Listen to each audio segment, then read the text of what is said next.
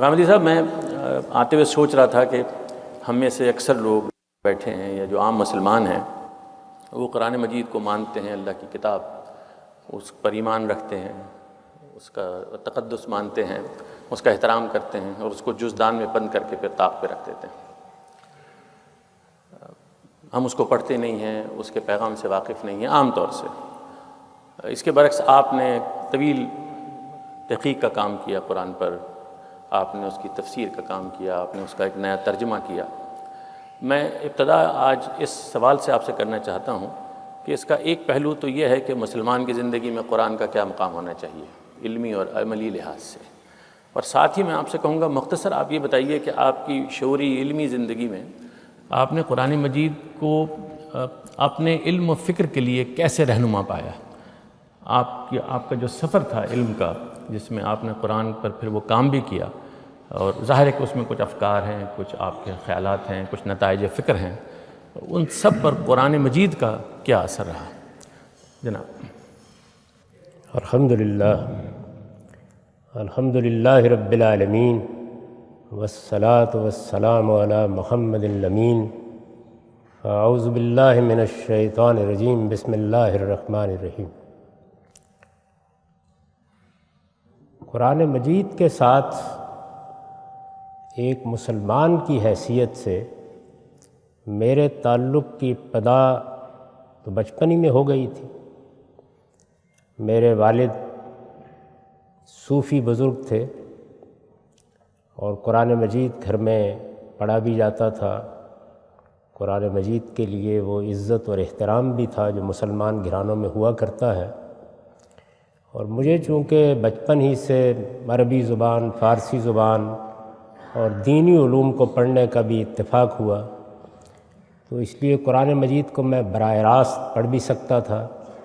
اس کی تفاسیر خواہ وہ عربی زبان میں تھیں یا فارسی زبان میں تھیں، ان کا مطالعہ بھی کر سکتا تھا، لیکن بحیثیت ایک کتاب کے اور ایک مقدس کتاب کے وہ میرے لیے سرمایہ حیات تو تھا، لیکن ذہن اور فکر کو اپیل کرنے والی چیز نہیں بنا۔ چنانچہ ابتدا میں میری زیادہ دلچسپی فلسفے سے، تصوف سے، تاریخ سے اور اس طرح کے دوسرے علوم سے رہی، اور میں یہ خیال کرتا تھا کہ یہی علوم ہیں کہ جن میں آگے کچھ علمی کام کرنے کا موقع ملا تو انشاءاللہ کروں گا۔ لیکن جب میں نے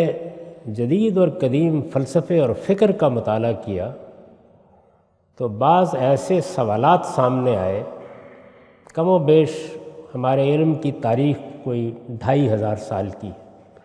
اس سب کو دیکھنے کے بعد ایسے سوالات سامنے آئے کہ جن کا کوئی متعین واضح جواب اس 2500 سال کی تاریخ میں نہیں مل سکا۔ یعنی ایک الجھن نے دوسری الجھن کو جنم دے دیا، ایک مسئلے سے دوسرا مسئلہ پیدا ہو گیا،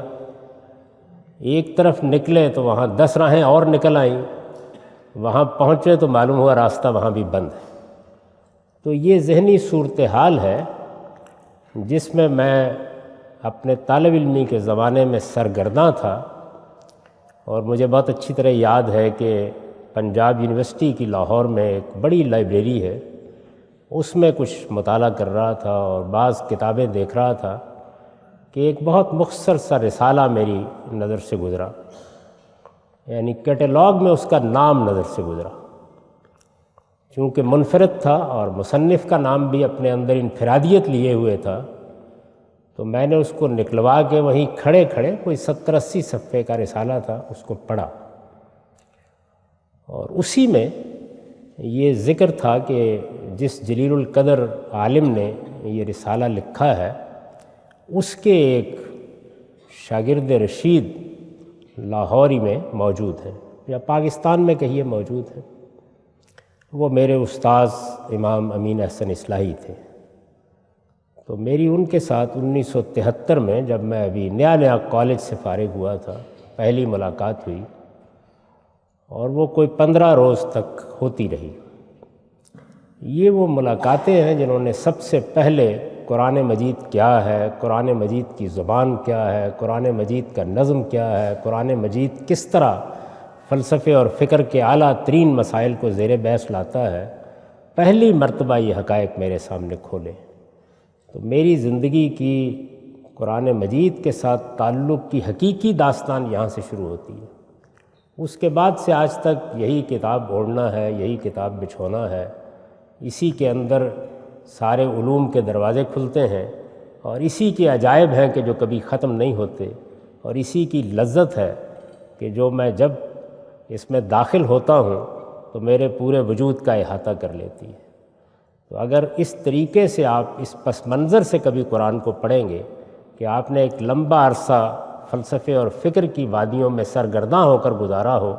تو تب آپ کو معلوم ہوگا کہ روشنی کیا ہوتی ہے، ہدایت کیا ہوتی ہے، خدا کیسے کلام کرتا ہے، اور کس طریقے سے آپ کے سامنے زندگی کے سارے نشانات راہ واضح ہو جاتے ہیں۔ تو میرے ہاں تو قرآن مجید کے ساتھ تعلق کی ابتدا وہاں سے ہوئی تھی۔